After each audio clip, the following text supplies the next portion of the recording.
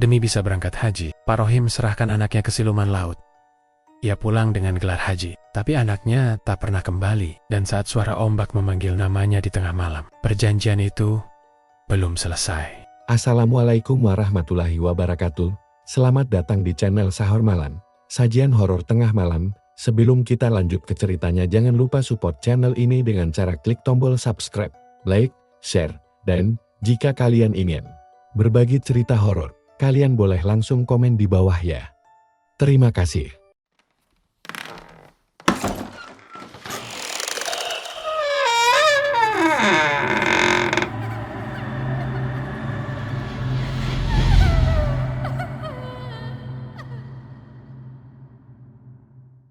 Namaku Rohim. Warga di kampung ini memanggilku Pak Haji. Meskipun aku belum pernah menjejakkan kaki ke tanah suci, gelar itu semacam doa dari mereka. Karena aku dikenal sebagai nelayan yang paling rajin ke surau, paling sering puasa Senin Kamis, dan paling tekun menabung untuk berhaji. Tapi jujur saja, gelar itu kadang terasa seperti tamparan, karena sampai umurku hampir setengah abad ini, berangkat haji masih sekadar mimpi. Tabungan yang kutaruh di celengan seng berbentuk Masjid Nabawi itu selalu habis menjelang akhir tahun. Istriku, Bu Marni, Siringsa, anakku, Juna, sedang masa pertumbuhan makannya banyak. Dan laut tak selalu bersahabat. Terkadang memberi ikan, terkadang hanya ombak dan perahu bocor. Aku hanya ingin mati dalam keadaan sudah berhaji, kataku suatu malam, sambil menatap langit. Angin laut meniup rambutku yang mulai memutih. Juna sudah tidur. Bu Marni sedang batuk-bituk di dalam kamar. Aku duduk di beranda rumah kayu reot kami, memandangi bulan yang tertutup awan. Entah mengapa malam itu terasa ganjil, swarj, seperti lebih nyaring. Udara lebih pengap dari biasanya. Aku tahu Tuhan Maha melihat. Tapi kenapa belum juga kau panggil aku ke rumahmu? Aku berkata pelan, hampir seperti bisikan. Keesokan harinya, aku melaut seperti biasa. Tapi nihil. Perahu kecilku hanya membawa 2 ikan kembung dan 1 cumi busuk. Aku pulang dengan wajah letih. Di jalan, aku bertemu Ustadz Rahman yang hendak ke surau sore itu. Pak Rohim, sabar ya, rezeki memang ujian, tapi Allah tahu siapa Hembunia yang bersungguh-sungguh. Aku hanya mengangguk dan tersenyum kecut. Itu terlalu sering ku dengar. Aku percaya Allah, tentu saja, tapi aku juga manusia. Malamnya, entah dorongan dari mana, kakiku melangkah sendiri ke arah pantai. Tanpa sandal, hanya memakai sarung dan kaus dalam. Aku berjalan seperti orang linglung, melewati jalan setapak, di antara semak dan pohon kelapa. Aku bahkan tak pamit ke istriku. Laut malam tampak gelap dan dalam. Ombaknya tenang, tapi seperti menyimpan sesuatu yang mengintai. Aku duduk di atas batu besar dekat karang, di mana nelayan biasanya melempar jaring saat fajar. Di situ, aku bicara. Aku cuma ingin haji. Itu saja. Tak ada jawaban, tapi entah mengapa, aku merasa didengarkan. Aku akan lakukan apa saja, asal aku bisa ke sana sebelum mati. Dan malam itu, aku merasa ada sesuatu yang menyentuh pundakku. Dingin, licin, tapi tidak terlihat. Aku tidak berteriak, tidak lari, seolah tubuhku membeku dalam tawaran yang tak pernah terucap dengan kata-kata. Tapi aku mengerti maksudnya, dan aku dalam keadaan setengah sadar mengangguk. Setelah itu, gelap. Aku tak tahu apa yang terjadi. Yang kuingat, aku terbangun di rumah. Bu Marni menangis pelan di sampingku. Yuna memegang tanganku sambil tersenyum. Ayah kenapa duduk sendirian di pantai semalaman? Katanya. Aku hanya bisa menggeleng. 3 hari kemudian, keanehan dimulai. Pak Maman, tetangga Komi, datang membawa uang tunai dalam plastik hitam besar. Ini uang hasil jual tanah warisan. Him, aku bingung mau taruh di mana. Bisa tolong simpan dulu, kau orang yang paling aku percaya. Aku menolak, tentu saja. Tapi ia memaksa, kalau seminggu lagi aku belum ambil, anggap aja rezekimu, katanya sambil tertawa. Seminggu kemudian, Pak Maman hilang. Kata orang, pergi ke kota, tapi tak ada kabar sampai sekarang. Lalu, Perahuku yang dulu reot tiba-tiba diperbaiki seseorang diam-diam. Malam-malam, suara alat tukang terdengar dari arah dermaga. Besoknya, perahuku seperti baru. Dicat, mesin ganti, jaring baru. Tak ada yang mengaku memperbaiki. Bahkan warga kampung bilang bukan mereka. Aku bingung, tapi juga tak menolak. Rezeki atau pertanda? 2 minggu setelah malam itu, aku menerima surat panggilan haji. Namaku ada dalam daftar keberangkatan musim ini. Aku terpaku. Tidak pernah merasa mendaftar secara resmi. Tapi segalanya lengkap. Nama, alamat, bahkan nomor paspor yang aku sendiri tak tahu kapan dibuat. Bu Marni menangis haru. Alhamdulillah. Ya, akhirnya Allah kabulkan doamu. Aku hanya bisa mengangguk pelan. Tapi di dalam hatiku, aku mulai takut. Karena satu hal, Juna menghilang. Awalnya kupikir dia main ke rumah temannya, tapi malam berlalu, dan ia tak kembali. Hari kedua, aku dan Bu Marni mencarinya ke seluruh kampung. Tak ada yang melihatnya. Hari ketiga, kami lapor ke RT. Hari keempat, Bu Marni mulai kehilangan suara. Ia hanya duduk menatap kosong ke arah laut, seperti orang kerasukan. Aku tak tahu apa yang sedang terjadi, tapi di dalam lubuk hatiku, aku merasa tahu. Dan sejak malam itu, aku mulai mendengar suara dari arah pantai. Suara anak kecil memanggil namaku. Ayah, ayah. Kenapa tega? Aku bukan orang bodoh. Meski tak tamat sekolah, aku tahu ada sesuatu yang tak wajar sedang terjadi. Sudah seminggu sejak Juna menghilang. Tapi tak ada jejak, tak ada petunjuk. Dan anehnya, aku mulai terbiasa. Seolah kehilangan itu adalah harga kecil dari sesuatu yang lebih besar yang sedang datang padaku. Ya, nggak usah kerja dulu. Bapak RT tadi datang. Katanya ada yang bantu perbaiki atap, gratis. Kata Bu Marni pagi itu, dengan suara yang sudah kembali meski masih serak. Wajahnya pucat, matanya sayu, tapi ia bisa bicara lagi dan itu cukup membuatku sedikit tenang. Sedikit saja. Aku duduk di beranda rumah, menatap jalan tanah depan rumah kami. Ada truk kecil parkir. Di belakangnya, 5 tukang sibuk mengangkat semen, genteng, dan papan kayu baru. Siapa yang nyuruh mereka? Tanyaku. Katanya, bantuan dari yayasan. Jawab Bu Marni sambil menuang kopi. Mereka bilang ini bagian dari program bantuan untuk warga calon jemaah haji. Aku diam. Aku tidak pernah mendaftar yayasan manapun. Tidak pernah pula minta bantuan perbaikan rumah. Tapi semua datang begitu saja. Gratis, rapi, cepat. Sama seperti hidupku yang tiba-tiba terasa dimudahkan. 3 hari kemudian, rumah kami berubah drastis. Dari gubuk reot, jadi bangunan bata kokoh dengan atap merah menyala. Warga kampung banyak yang datang. Bukan untuk bertanya, tapi memuji. Pak Rohim, Masya Allah, beruntung sekali. Allah benar-benar angkat derajat panjenengan, kata Bu Surti, tetangga sebelah sambil membawa kue talam. Aku tersenyum kecil, menahan perasaan aneh dalam dada. Ini bukan beruntung. Ini lebih seperti imbalan dari sesuatu. Dan ketika aku berpikir semuanya sudah cukup aneh, datanglah surat itu.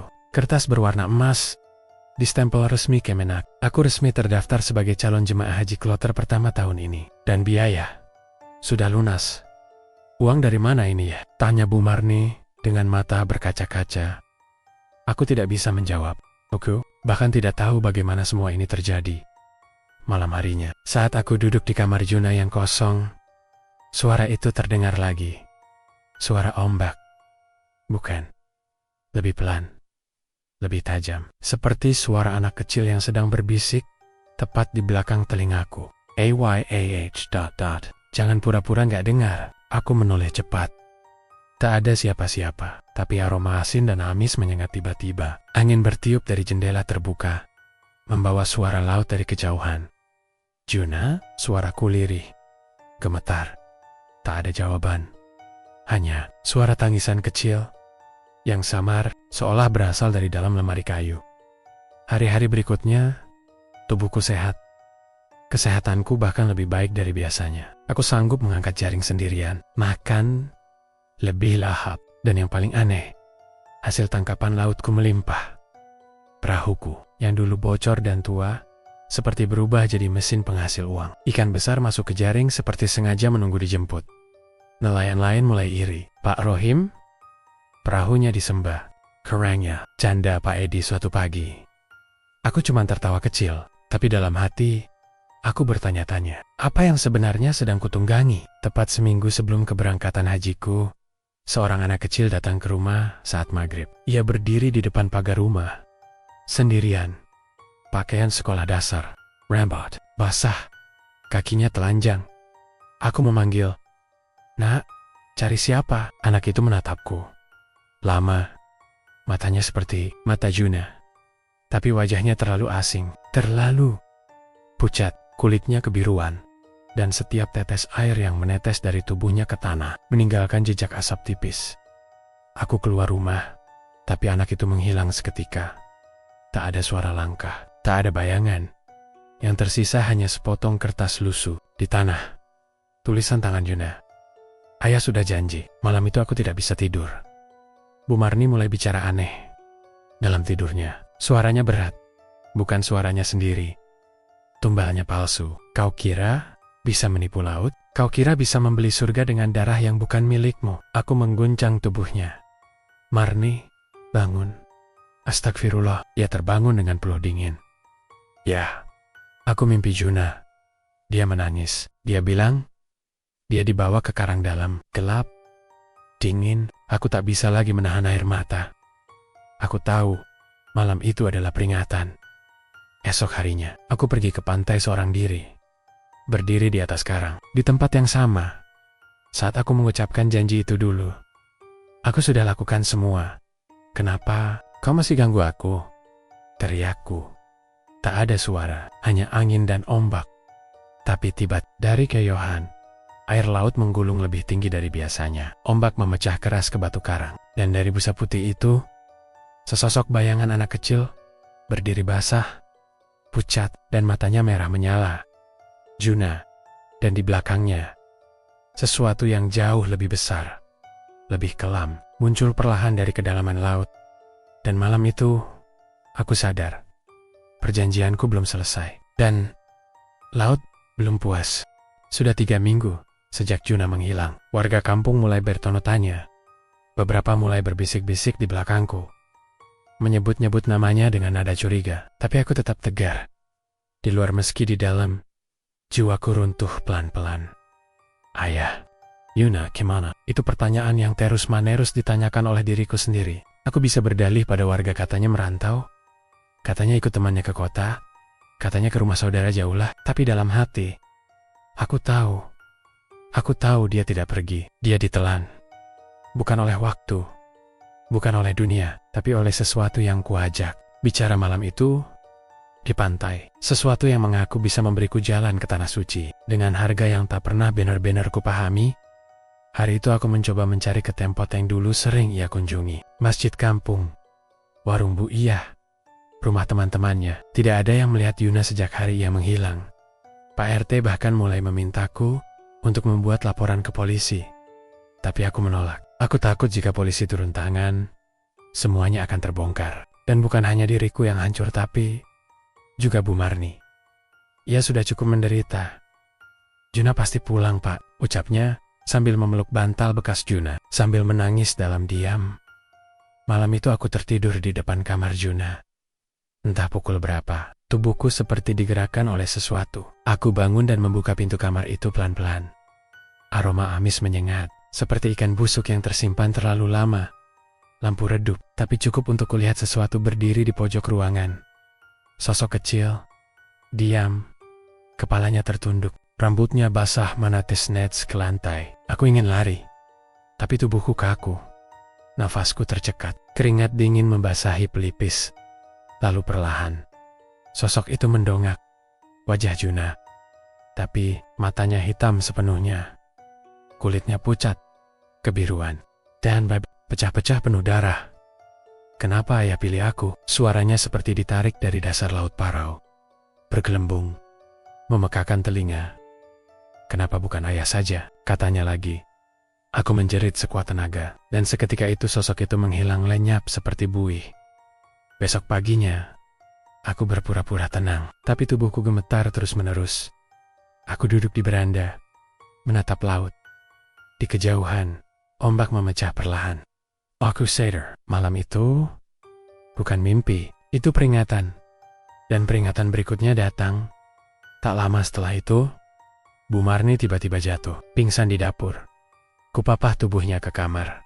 Dan saat kubuka bajunya, untuk mengelap keringatnya, akut di dadanya, tergurat bekas seperti cakaran, 5 garis, panjang, dalam. Bekas itu berwarna kebiruan, seperti memar yang menahun tapi baru saja muncul. Ya, dia datang lagi. Bisik Bu Marni saat sadar. Matanya kosong. Dia bilang, darahnya bukan milikmu. Darahnya bukan milikmu. Aku terduduk. Lututku lemas. Kata-kata itu menggema di kepala. Bukan milikku. Tidak. Tidak. Jangan-jangan. Malam. Harinya, aku kembali bermimpi. Kali ini lebih jelas. Aku berada di dasar laut. Gelap. Sunyi. Tapi ada bisikan yang mengelilingiku, seperti nyanyian dari makhluk-makhluk tak kasat mata. Di hadapanku, sesosok makhluk besar muncul. Hitam. Bersisik.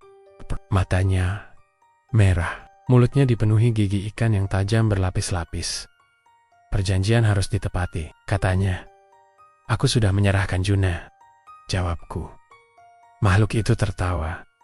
Juna bukan darahmu, kami tidak menerima tumbal palsu. Kemudian, dari belakangnya, muncul sosok Yuna lagi terikat oleh tali dari akar laut. Menangis memanggil-manggilku. Bawa aku pulang, ayah. Tolong. Aku terbangun dengan tubuh basah kuyup, tapi bukan keringat. Air laut.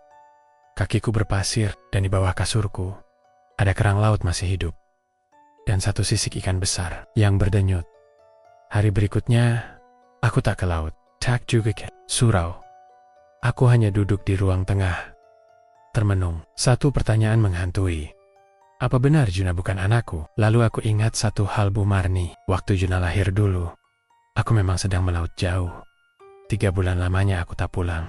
Tapi aku tak pernah curiga. Aku percaya karena aku mencintainya. Tapi kini, hatiku diganggu oleh kenyataan lain yang lebih mengerikan. Jika benar yang dikatakan makhluk itu aku, telah menyerahkan nyawa yang bukan milikku untuk dibayar dengan rezeki yang bukan hakku. Dan itu berarti kutukan belum berakhir. Malamnya, aku berdiri lagi di tepi pantai. Ombak memukul karang. Langit gelap. Aku menangis. Tak ada lagi doa panjang seperti biasanya. Hanya isakan lirih dan pengakuan dosa yang terus kurapal. Ambil aku. Jangan ganggu dia lagi. Aku yang salah. Dan entah angin atau suara gaib, aku mendengar satu kalimat berbisik langsung di telingaku. Tapi dia sudah menjadi milik laut, dan laut belum kenyang. Hari-hari setelah itu berubah menjadi bayangan kelam. Aku tidak lagi memancing, tidak lagi ke surau. Bahkan celengan seng berbentuk Masjid Nabawi yang dulu kusimpan dengan bangga, kini kulempar ke belakang lemari. Bunyi dentingan uang logam di dalamnya justru membuat telingaku ngilu seperti suara dosa yang memencil-mentel dalam kepala. Bu Marni semakin murung. Ia lebih sering duduk memandangi foto Juna yang kami bingkai dan tempel di dinding ruang tengah. Wajah anak itu tersenyum, memegang hasil gambar laut yang dulu ia banggakan waktu kelas 3. Kalau besar nanti, Juna mau jadi pelaut seperti ayah, katanya waktu itu. Tapi kini, laut malah yang mengambilnya. Aku masih bisa mencium baunya. Ya, bisik Bu Marni suatu malam. Bau tubuh Juna amis dan asin, tapi sekarang disertai bau busuk seperti bangkai ikan. Aku menatap wajah istriku yang pucat. Metaunya, tempo kosong. Seperti tak benar-benar melihatku, tapi aku tak bisa menyalahkannya. Mungkin, justru aku yang patut dibenci. Malam itu aku tidur di ruang tamu. Tepat pukul 2 dini hari, aku terbangun oleh suara air. Crash, crash. Dari arah dapur, aku bangkit pelan. Langkahku gemetar, dan ketika aku sampai di ambang pintu dapur air menetes dari langit-langit. Tapi tidak ada genteng bocor. Air itu berwarna kehitaman, mengalir dari sela-sela kayu di atas lemari. Dan saat ku dekati, ada sesuatu bergerak di dalam lemari dapur. Tanganku gemetar. saat memutar gagang pintu lemari, dan saat kubuka aku langsung jatuh terduduk. Seekor ikan, buntal, membusuk, dengan mata menonjol merah, menggelepar di atas tumpukan garam, dan di sampingnya secari kertas sobekan buku tulis, bertuliskan tangan anak-anak. Ayah belum menepati janji. Laut akan datang menjemput. Aku menjerit sekeras-kerasnya, tapi tak ada yang mendengar. Bahkan Bu Marni tetap terlelap, seolah dunia ini sudah tidak bisa disentuh oleh suara manusia biasa. Esok paginya, aku tak lagi mencoba berpura-pura. Aku tahu semuanya sudah masuk tahap tak bisa ditarik kembali. Maka aku kembali ke pantai. Kali ini, bukan hanya duduk atau merenung. Aku berdiri di bibir karang, menantang angin laut. Aku tahu kau di sana, teriakku. Ambil aku, tapi hentikan gangguanku, hentikan gangguan aku. Angin tiba-tiba berhenti. Air laut seperti mendadak diam. Lalu dari kejauhan, ombak menggulung pelan, tapi bukan sekadar ombak. Di atasnya berdiri sosok anak kecil, basah, matanya hitam, kulitnya biru pucat, rambutnya menempel ke pipi. Kenapa ayah bohong? Aku bukan milikmu. Jadi kenapa ayah buang aku? Suaranya lirih, tapi menghantam batinku seperti batu karang menghantam perahu rapuh. Lalu ia berjalan di atas air, mendekat. 1 langkah, 2 langkah, aku tak bisa bergerak. Kakiku seperti ditanam di pasir basah. Namun saat sosok itu hampir sampai ke hadapanku, ombak pecah keras di depanku, menyemburkan air asin ke wajahku. Dan semuanya lenyap. Aku terduduk, napasku terengah. Tapi aku sadar, semua hanya akan semakin memburuk. Malam itu, Bu Marni mendadak demam tinggi, tubuhnya menggigil. Dan dari mulutnya keluar suara-suara aneh. Aku menyeka keningnya dengan kain basah, memegang tangannya erat. Namun tiba-tiba, ia mencengkeram tanganku keras dan bicara dengan suara berat seperti lelaki. Darahnya bukan darahmu, jiwanya bukan milikmu. Kau telah melanggar perjanjian. Aku menarik tanganku, mundur ke belakang. Maksudmu apa? Siapa kamu? Tapi tubuh Bu Marni terus menggumam. Suara-suara asing yang terdengar seperti bahasa laut, desiran, dentuman karang, bisikan ubur-ubur. Lalu ia menatapku, dan mata itu bukan lagi mata Bu Marni. Itu mata makhluk dari laut. Beberapa hari setelah kejadian itu, aku mencoba mencari jawaban. Aku temui Mbah Karyo, orang tua sepuh di ujung kampung yang dikenal suka menyepi dan pernah dianggap orang pintar. Di masa mudanya, ia menatapku lama. Begitu mendengar ceritaku, siluman laut bukan makhluk biasa. Katanya pelan. Dia bukan jin, bukan setan. Dia bagian dari penjaga dimensi batas antara laut dan manusia. Kalau kamu sudah berjanji dengannya, tak bisa main-main. Aku kira Juna anakku, dia darah dagingku. Suara Pak Karyo mendadak tajam. Kau kira? Ia menggeleng pelan. Kalau bukan benar-benar anakmu, mereka tak akan anggap tumbal itu sah. Yang ada, kau hanya membuka pintu antara dunia mereka dan dunia kita. Dan kalau pintu itu terbuka, mereka akan masuk. Aku menahan napas. Lalu, kalau bukan Juna, siapa? Pak Karyo menatapku dengan sorot tajam. Jawabannya ada di dalam rumahmu, pada istrimu, dan pada luka yang kalian pendam terlalu lama. Aku pulang dengan tubuh lemas, tapi pikiranku kini kacau. Semua petangan-petangan mulai menyatu. Juna bukan anakku. Apakah benar selama ini aku dibohongi? Tapi lebih dari itu, satu pertanyaan terus menghantui. Jika tumbalnya salah dan pintu sudah terbuka, apa yang akan keluar selanjutnya? Dan malam itu, aku mendapat jawabannya. Karena dari sumur belakang rumah, terdengar suara gemericik air, lalu suara anak-anak tertawa, dan tangisan, dan lolongan. Dan di permukaan sumur itu, 2 mata besar mengintip dari balik bayangan air, berkilat seperti ikan laut yang lapar. Malam itu, aku tidak tidur. Bagaimana mungkin bisa tidur jika dari sumur belakang rumah terdengar suara-suara yang tak seharusnya ada? Tertawa anak-anak, tangisan, lolongan, lalu suara gelembung air seperti sesuatu sedang bergerak naik ke permukaan. Aku mengintip dari balik jendela dapur. Suasana remang, lampu minyak berkedip karena angin laut. Tapi mataku menangkap bayangan itu, dua mata bundar, kuning kehijauan, menatap dari dalam sumur. Bukan mata manusia, bahkan bukan pula mata ikan. Itu mata makhluk lain. Dan untuk pertama kalinya, sejak perjanjian malam itu, aku benar-benar ketakutan. Ketakutan yang mencekam sampai ke tulang. Bukan karena aku takut dibunuh, tapi karena aku sadar aku sudah mengundang neraka ke rumahku. Keesokan paginya, aku memberanikan diri bicara dengan Bu Marni. Ia masih lemah tubuh Nia Belam, benar-benar pulih. Tapi aku tahu, aku tak bisa terus menunda. Kami duduk berdua di ruang tamu. Aku menatap matanya, dan ia akhirnya menunduk. Juna, suaraku pelan. Dia bukan anakku ya. Bu Marni terdiam lama, matanya berkaca-kaca. Waktu itu, kau melaut terlalu lama, Him. 3 bulan. Aku kesepian. Aku bodoh. Sebut kakek. Meski aku sudah menduga, tapi mendengarnya langsung dari mulutnya tetap seperti ditikam dari belakang. Siapa ayah kandungnya? Orang dari kota.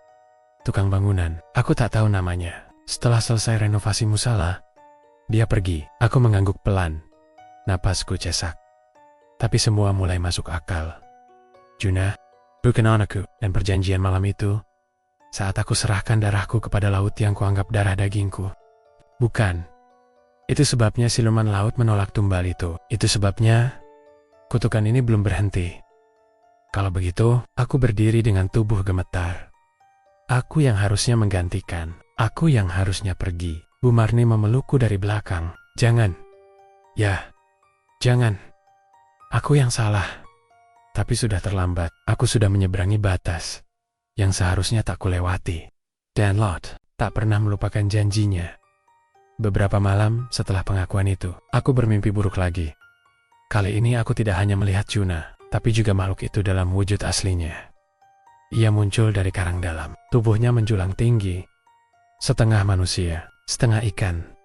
Sisik-sisik hitam menutup tubuhnya. Tangannya berselaput. Kukunya panjang seperti kail tajam. Giginya bertumpuk seperti gigi hiu. Dan lidahnya menjulur panjang, menjilat-jilat udara. Ia berdiri di atas batu karang merah yang meneteskan darah. Di bawahnya, anak-anak manusia setengah tenggelam di air, menangis, tertawa, menggeliat seperti cacing.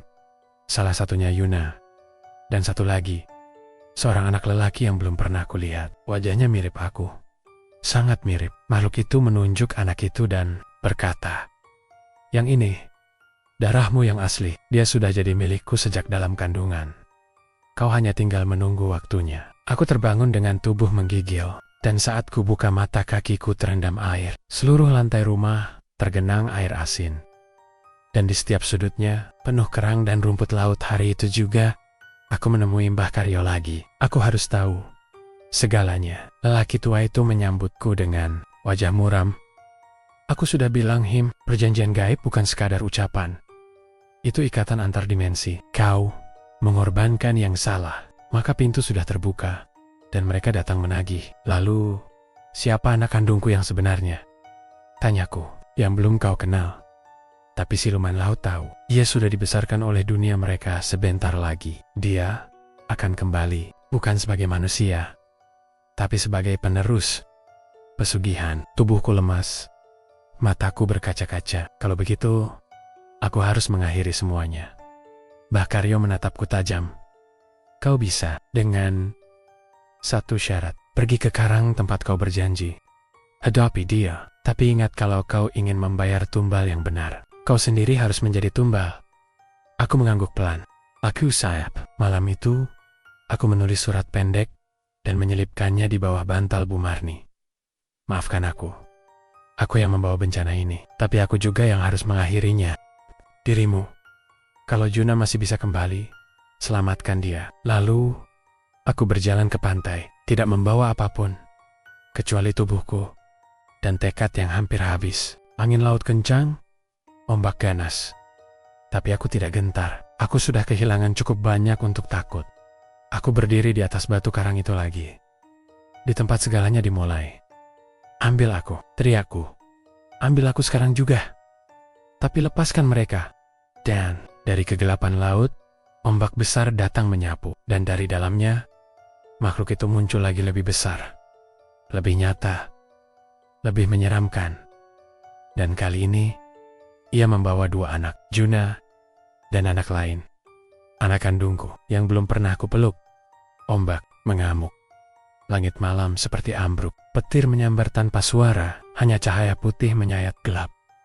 Aku berdiri di atas batu karang yang dulu jadi saksi bisu perjanjianku. Tubuhku gemetar, tapi bukan karena dingin, melainkan karena aku tahu apa yang akan muncul. Dan memang, tak lama kemudian, laut membuka dirinya. Air memisah, buih memutar. Dari kedalaman hitam, sosok itu muncul lagi. Siluman laut, makhluk raksasa bersisik hitam kehijauan. Matanya menyala seperti bara di dasar laut. Kepalanya menyerupai ikan buntal, tapi dengan tanduk di kiri kanan. Tubuhnya berduri, berlendir, dan bergerak seolah air adalah tubuhnya sendiri. Di sisi makhluk itu, 2 anak kecil mengambang tanpa tenggelam. Satu anakku kenal betul Yuna, yang satunya lebih tinggi. Wajahnya menyerupai diriku di masa kecil. Anak kandungku yang sebenarnya, anak yang tak pernah kubesarkan. Anak yang rupanya telah dibesarkan oleh laut. Siapa kau? Tanyaku pada anak yang asing, tapi terasa begitu dekat. Ia hanya menatapku, tak berkata sepatah pun. Siluman itu bersuara, tak lewat mulutnya, tapi langsung ke dalam kepalaku. Inilah darahmu, dagingmu, kau tinggalkan dia sejak dalam kandungan. Dan kami yang merawatnya. Kini, dia akan menjadi penerus pesugihan ini. Dadaku sesak. Tidak, ambil aku saja. Jangan anak-anakku. Biarkan mereka hidup sebagai manusia.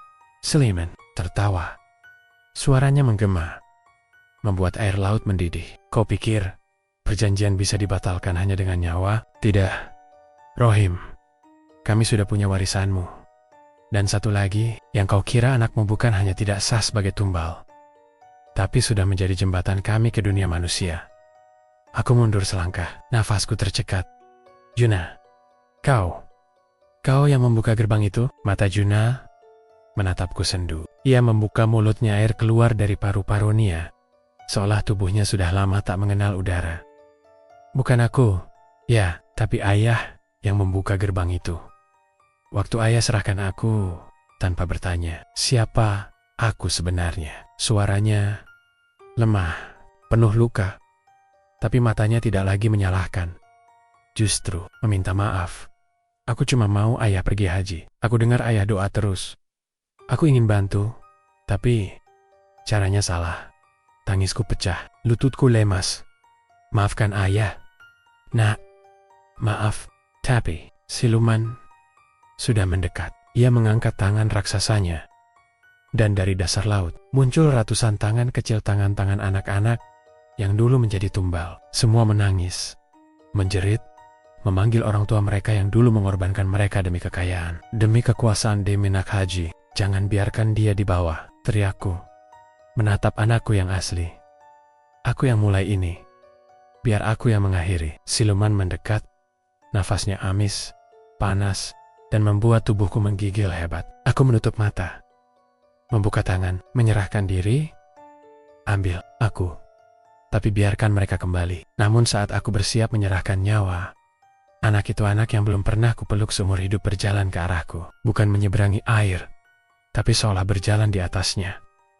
Ia menyentuh pundakku. Aku tahu siapa ayah. Walaupun aku dibesarkan oleh laut, darah ayah mengalir di tubuhku. Lalu ia menatap siluman itu. Aku tidak mau menjadi penerusmu. Siluman mengaum. Air laut melonjak, tapi tiba-tiba semua menjadi hening. Dari langit, suara azan subuh terdengar samar. Suara dari surau kecil di kampung. Allah, you Akbar. Allah, you Akbar. Azan itu seperti menghentikan waktu. Laut membeku. Siluman meringis kesakitan. Anak-anak tumbal berteriak bukan karena disiksa, tapi karena ada cahaya yang muncul dari tubuh mereka.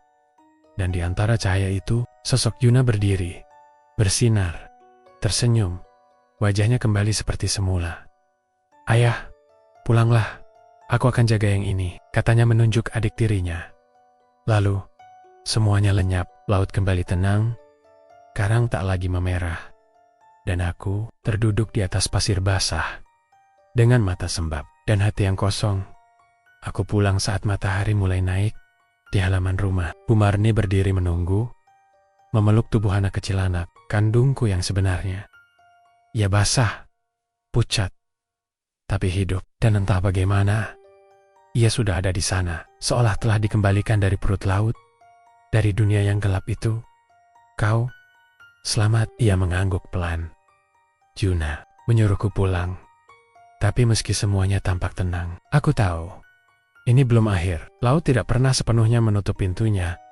Dan kini, aku hidup dengan satu janji baru dalam hati. Aku tak akan pernah serahkan siapapun lagi. Bahkan, jika itu berarti, aku tak akan pernah pergi ke Tanah Suci. Karena aku sadar, surga tidak bisa dibeli dengan darah. Dan haji tanpa hati yang bersih, hanya perjalanan tanpa makna. Sudah 3 hari sejak malam di Batu Karang itu. Anakku, anak kandungku yang sebenarnya kini tinggal bersamaku dan Bu Marni. Kami tak memberinya nama baru. Ia sendiri ingin dipanggil Rayantah. Dari mana ia tahu nama itu? Mungkin laut memberinya. Atau mungkin sesuatu yang lebih tua. Tapi yang paling mengejutkan, bukanlah kedatangannya, melainkan kenyataan bahwa laut belum benar-benar menutup gerbangnya. Pagi hari ketiga, kampung kami geger. Pak Udin, nelayan tetangga, ditemukan tewas di atas perahunya. Tubuhnya kaku, mulut menganga, matanya melotot ke langit. Tapi yang paling menyeramkan, tubuhnya penuh sisik, dan telapak kakinya berselaput seperti kaki katak. "Makhluk apa yang beginiin Pak Udin?" teriak warga. "Tiap malam ombak makin gak wajar. Ini pasti ada yang bawa bala ke kampung." Mataku langsung tertuju ke laut. Bukan hanya ombak, tapi warna airnya berubah, biru kehitaman. Dan ketika angin bertiup dari arah pantai, aromanya bukan lagi aroma laut, tapi amis busuk seperti darah ikan yang basi. Dan di bawah desas-desus warga, aku mendengar bisikan yang sama kembali. "Perjanjian belum lunas. Kau pikir kami akan pergi hanya karena satu pengorbanan? Kami ingin lebih. Kami ingin kampung ini." Malamnya, Bu Marni terbangun dalam keadaan kerasukan lagi. Tubuhnya mengejang. Matanya putih semua. Dan dari mulutnya keluar air asin bercampur pasir. "Ayah, tolong, tolong." Dia ingin kembali lewat tubuhku. Ray menangis di pojok ruangan. Tubuhnya gemetar, tapi tidak panik. Ia hanya berkata pelan, "Laut sudah marah. Ayah, mereka tidak terima aku kembali. Mereka ingin membuat pintu lebih besar." Dan benar saja, esok harinya, 3 anak kampung menghilang. Semua masih SD. Semua laki-laki. Semua terakhir terlihat bermain layangan dekat pantai. "Ini bukan kejadian biasa, Pak Rohim," kata Pak RT di musala. "Ini kutukan." Dan kami tahu, semua ini mulai setelah Bapak jadi orang kaya mendadak. Semua mata tertuju padaku. Beberapa bahkan mulai mundur perlahan, seolah aku penyakit menular. Aku hanya menunduk, karena mereka tidak sepenuhnya salah. Malam ke-7. Kampung benar-benar seperti neraka. Laut naik sampai ke pinggir jalan. Ikan-ikan mati berserakan di kebun warga dan dari dalam sumur, kolam, bahkan selokan mangkul tenggen-tenggen kecil berlendir yang menyeret ayam, kambing, bahkan seekor bayi tetangga yang untung berhasil direbut ibunya. Ray berdiri di tengah ruang tamu. Wajahnya datar, tapi matanya berubah menjadi kehijauan. "Ayah, mereka ingin aku kembali. Dan mereka ingin ayah ikut." Aku meraih tangannya. "Tidak, kali ini ayah yang selesaikan. Kalau ayah kesana lagi, ayah nggak akan bisa kembali. Kalau itu yang harus kutebus, aku rela." Ray memelukku erat. Tangisnya pecah. "Ayah, jangan pergi lagi. Aku baru punya ayah sekarang." Aku memejamkan mata, tapi aku tahu kalau aku tetap tinggal, kampung ini akan hancur. Dan anak-anakku, baik Juna yang sudah tiada, maupun Ray yang baru kembali, akan terus jadi incaran. Maka malam itu, aku ambil senter, kain sarung, dan melangkah sendirian menuju pantai. Langit gelap, bintang tertutup kabut laut. Ombak tidak hanya menggulung, tapi seolah hidup bernafas. Aku berdiri lagi di atas batu karang itu. "Ini aku!" teriakku. "Bawa aku! Hentikan semua ini! Jangan ganggu kampung! Jangan ganggu anak-anakku!" Dan, seperti yang kuduga, lautan membuka dirinya, tapi kali ini bukan hanya makhluk itu yang keluar. Seluruh permukaan laut berpendar merah. Puluhan bayangan kecil merayap keluar dari ombak, menyerupai anak-anak. Rambut basah, kulit membiru, mulut menganga. Mereka merangkak di atas air, seperti dituntun oleh sesuatu yang jauh lebih besar. Lalu muncul siluman laut. Tapi kini, bentuknya jauh lebih besar dari sebelumnya. Kepalanya menjulang seperti menara. Dari punggungnya tumbat tangan manusia. Tubuhnya menyatu dengan ribuan kerang, duri, dan taring hiu. Kau kira satu nyawa cukup? Kami sudah mencicipi rasa manusia. Kami ingin lebih. Kami ingin desa ini menjadi altar. Aku berdiri tegak. Kalau begitu, ambil aku dan tutup semua pintu itu. Aku rela, tapi biarkan semua kembali seperti semula. Makhluk itu tertawa. Kau bukan lagi pemegang janji. Penerusmu sudah kembali, dan darahnya lebih kuat. Mataku membelalak. Ray, mereka ingin Ray, bukan aku lagi. Dan sebelum aku sempat bergerak, ombak raksasa menyapu tubuhku. Dunia gelap. Napasku hilang. Tubuhku mengambang di dalam kegelapan, diseret ke bawah laut. Tapi sebelum semuanya benar-benar hilang, aku melihat satu cahaya kecil menembus air, sinar dari mata Ray. Ia melompat ke laut, mengejarku. Air memenuhi paru-paruku. Dengan jelek, sanye. Tubuhku seperti diseret oleh ribuan tangan mungil yang tak terlihat. Mereka mencengkeram kakiku, menarik bajuku, membelit pergelangan tanganku. Dengan rambut panjang dan rumput laut, aku tidak bisa melawan. Bahkan untuk bergerak pun aku tak mampu dari keyahan. Kulihat cahaya merah pusat kekuatan siluman laut itu. Di sanalah altar sesungguhnya berada. Di sanalah tambal-tambal masa lalu tertambat. Anak-anak yang dikorbankan dari pesugihan zaman dulu semua masih hidup, atau setidaknya separuh hidup. Tiba-tiba, dari sisi kanan, muncul sosok yang tak pernah kuharapkan muncul di tempat seperti ini. Ray. Tubuh kecilnya menyelam mendekat. Matanya menyala kehijauan. Tapi bukan seperti saat kerasukan, melainkan seperti lentera yang memberiku harapan. Dia berenang cepat ke arahku, mematahkan ikatan yang membelitku. Namun, seketika itu juga, siluman laut muncul. Lebih besar, lebih buas, lebih haus darah, dengan mulut menganga selebar rumah panggung. Taringnya terbuat dari tulang manusia. Tangannya menggenggam tombak dari karang dan sisik ikan raksasa. Kau bukan milik mereka, Ray.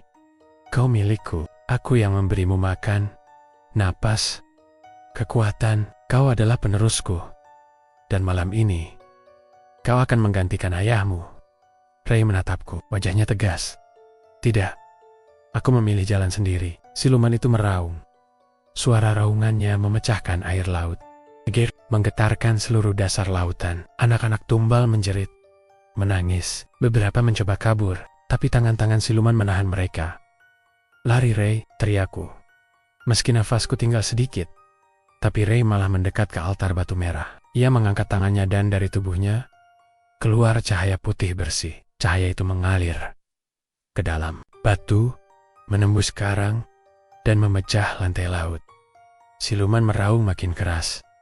Tubuhnya mulai retak, sisik-sisiknya mengelupas, makhluk-makhluk kecil di punggungnya meleleh. Pegang tanganku, seru Ray. Aku menggapainya. Saat telapak tanganku menyentuhnya, aku melihat segalanya. Masa kecil Ray di dasar laut, disusui ikan raksasa, dijaga oleh makhluk tak bernama, diajari berbicara oleh angin laut, dan dijanjikan tahta sebagai raja dunia bawah. Jika kelak menggantikan manusia di daratan, tapi di hati Nia, Ray tak pernah merasa memiliki dunia itu. Selalu ada yang kosong, sesuatu yang aku tidak tahu apa, sampai aku lihat wajah ayah malam itu. Wajahku adalah wajahmu. Ray meremas tanganku kuat. Kita akhiri semua ini. Lalu ia berteriak keras. Teriakan itu seperti gema doa dari dalam hati manusia yang paling tulus. Bukan mantra, bukan kutukan, tapi pengakuan. Aku bukan milikmu. Aku bukan milik laut. Aku adalah anak manusia. Cahaya di tubuh Ray meledak, menyilaukan. Tubuh siluman terbakar, laut mendidih. Anak-anak tumbal, meleleh menjadi cahaya. Karang merah pecah. Batu altar runtuh, dan satu demi satu jiwa-jiwa yang terikat dilepaskan. Tangan yang menarikku perlahan melemah. Tubuhku mengapung, terangkat ke atas. Dan saat aku menengok ke belakang, Ray tersenyum padaku, tapi ia tidak ikut naik. Ray, pegang tangan ayah lagi. Ayo naik, tapi dia menggeleng pelan. Kalau aku naik, pintu tidak akan tertutup, ayah. Mereka akan terus mengejar. Harus ada yang tinggal. Dan kali ini, biar aku yang jaga. Tangisku pecah di dalam air, tapi suaraku tak keluar. Aku hanya bisa menatap saat cahaya terakhir menyelubungi tubuh Ray, dan laut menelannya dengan tenang. Aku terbangun di pinggir pantai. Tubuhku basah kuyup, warga berkerumun di sekelilingku. Astaga, Pak Rohim, alhamdulillah, dia selamat. MBA, Karyo mendekat. Ia menatap laut yang kembali jernih. Pintu sudah tertutup, bisiknya. Beberapa hari kemudian, kampung menjadi tenang. Ombak kembali normal. Suara aneh hilang. Tak ada anak hilang lagi. Tidak ada peristiwa aneh. Bahkan, sumur belakang rumahku kini kering, seolah tak pernah terhubung kemanapun. Bu Marni memelukku setiap malam. Ia tak bertanya apapun. Tapi ia tahu kami sama-sama kehilangan. Lagi, kamar. Ada satu foto kecil yang kini kupajang di samping foto Juna. Foto Ray yang sempat digambar oleh Juna dulu. Sebelum semuanya berubah, dan di bawahnya kutulis dengan tangan sendiri, anak laut yang memilih jadi manusia. Anak manusia yang menebus dosa orang tuanya. Aku tak pernah lagi bicara soal berangkat haji, karena aku sadar. Perjalanan paling suci bukan soal tempat yang dituju, tapi hati yang kembali pulang. Sudah hampir 1 bulan sejak malam penuh darah itu, sejak aku terbangun di bibir pantai dengan tubuh nyaris tak bernyawa dan tanpa Ray. Kampung ini berubah, tidak lagi terdengar lolongan tengah malam, tidak ada lagi ombak berwarna merah, bahkan air sumur warga kini jernih seperti kristal. Semua terlihat pulih, tapi aku tahu luka yang dalam tidak selalu tampak di permukaan. Bu Marni kini sering melamun di teras. Sesekali ia menulis surat untuk anak-anaknya, lalu melipatnya dan meletakkannya di bawah pot bunga yang menghadap laut. Kadang-kadang ia menangis, tapi lebih sering diam. Kami sepakat untuk tidak membicarakan malam itu, bukan karena ingin melupakan, tapi karena terlalu sakit untuk diulang.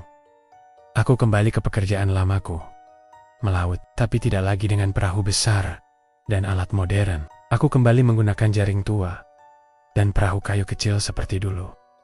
Setiap pagi, aku menyapa laut dengan tenang, bukan dengan permintaan, bukan dengan harapan, tapi dengan maaf. Kadang aku mendengar bisikan ombak memanggil namaku, tapi kini aku tak gentar karena aku tahu siapa yang menjaga dasar laut itu sekarang. Anakku, Ray. Suatu malam, aku dikejutkan oleh ketukan di pintu.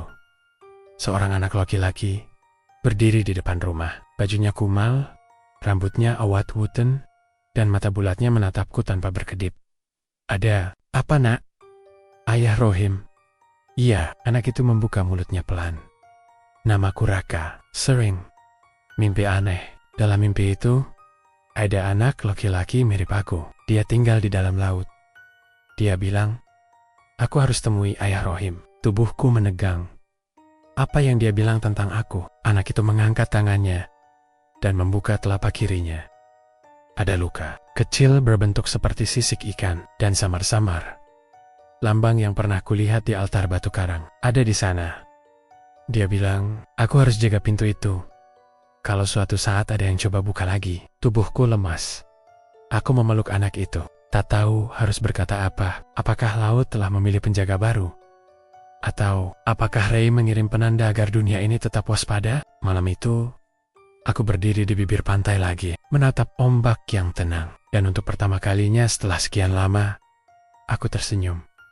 Bukan karena semuanya sudah berakhir, tapi karena aku tahu ada yang menjaga. Ray mungkin tak kembali dalam wujud tubuh, tapi jiwanya tetap bersama laut, menjadi penghalang antara manusia tamak dan makhluk-makhluk yang haus tumbal. Dan aku tak lagi minta pergi haji.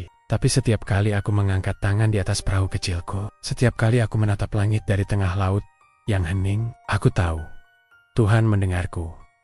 Angin pagi menyapu lembut desa nelayan kecil kami. Kini, tidak ada lagi bisikan-bisikan. Malam, tidak ada lagi mimpi basah oleh suara tangis.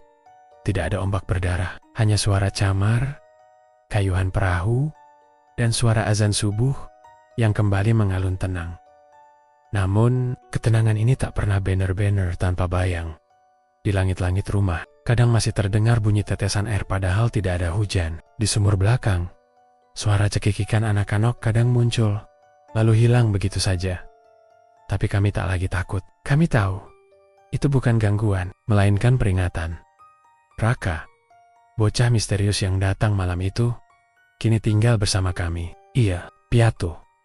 Tak ada yang mencarinya.